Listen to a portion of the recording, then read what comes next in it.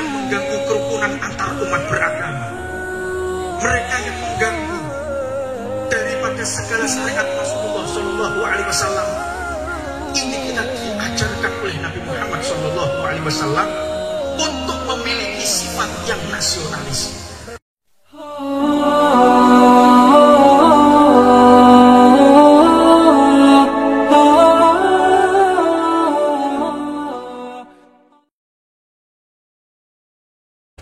Dakwah yang pertama kali dilakukan oleh Rasulullah bukan berperang.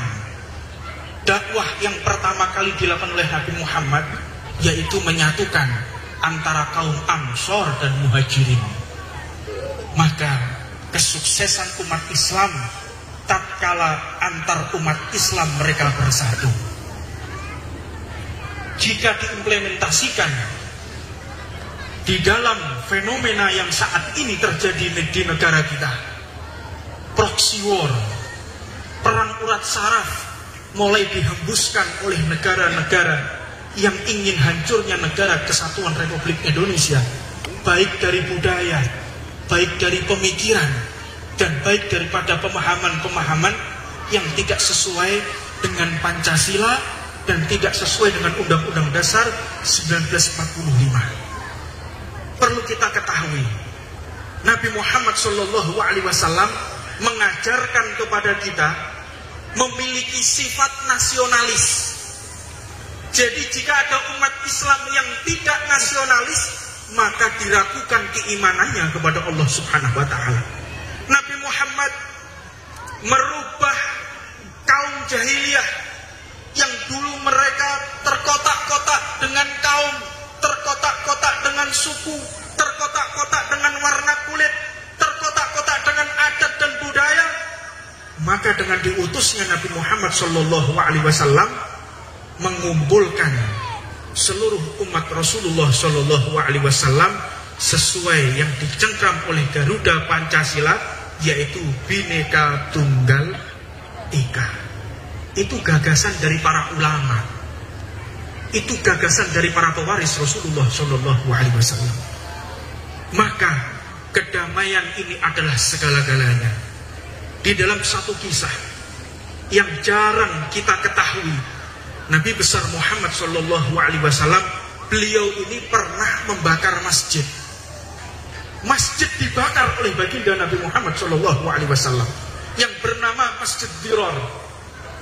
Sahabat diperintahkan oleh Rasulullah, beliau adalah panglima divisi.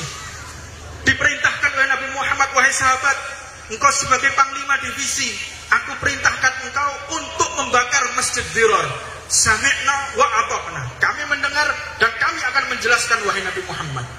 Maka berangkatlah sahabat berserta dengan bala tentaranya. Ketika masuk di Masjid Dirar, didapati mereka lagi membaca Al-Quran. Bacaan yang tartil, bacaan yang indah, sehingga sahabat ini merasa ragu untuk melaksanakan perintah Nabi Muhammad Shallallahu Alaihi Wasallam. Maka kembalilah sahabat tadi. Ketika sahabat tadi kembali mengatakan, ya Rasulullah, apakah engkau tidak salah perintah? Aku saksikan umatmu, saudara-saudara kita yang muslim lagi membaca Al-Quran. Jawaban Nabi Muhammad Shallallahu Alaihi Wasallam, engkau berarti tidak kuat untuk melaksanakan perintahku. Mana panglima divisi yang lain? Diperintahkan lagi oleh Rasulullah, panglima divisi berikutnya untuk menuju ke Masjid Dirar. Ketika di Masjid Dirar didapati umat Islam, mereka shaf yang sangat rapi shafnya, bau dan bau, mereka saling bersentuhan, luar biasa, shafnya sangat rapi sekali. Maka sahabat ini pun juga ragu, apakah Nabi Muhammad tidak salah perintah? Kembali panglima divisi sahabat Nabi Muhammad kembali, ya Rasulullah, aku dapati para umatmu ini lagi sholat dengan shaf yang sangat rapi. Dijawab lagi oleh Nabi Muhammad, engkau gagal dalam perintahku.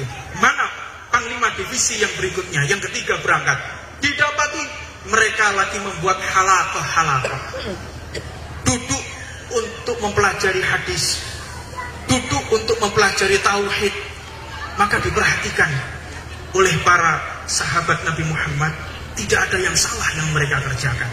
Kembali lagi, ya Rasulullah, rupanya panglima pertama dan yang kedua benar, mereka dalam keadaan taat. Untuk apa aku? Untuk apa aku memerangi mereka?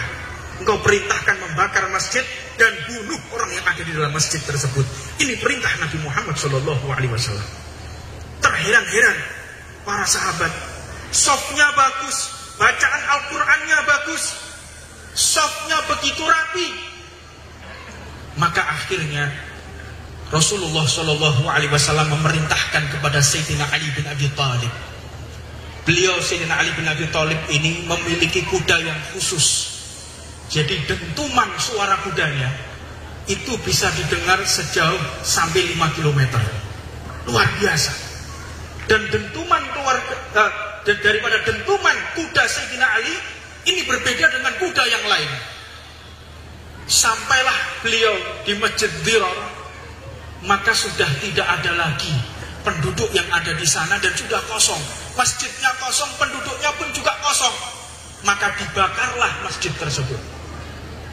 Ketika Sayyidina Ali kembali, ya Rasulullah, perintah sudah kami laksanakan. Aku sudah bakar masjidnya, tetapi aku melihat tidak ada satupun penduduk yang tinggal di tempat tersebut. Pertanyaannya, apa sebab Nabi Muhammad sampai memerintahkan untuk membakar masjid, untuk membunuh orang-orang yang sholat di dalam masjid? Apa sebab?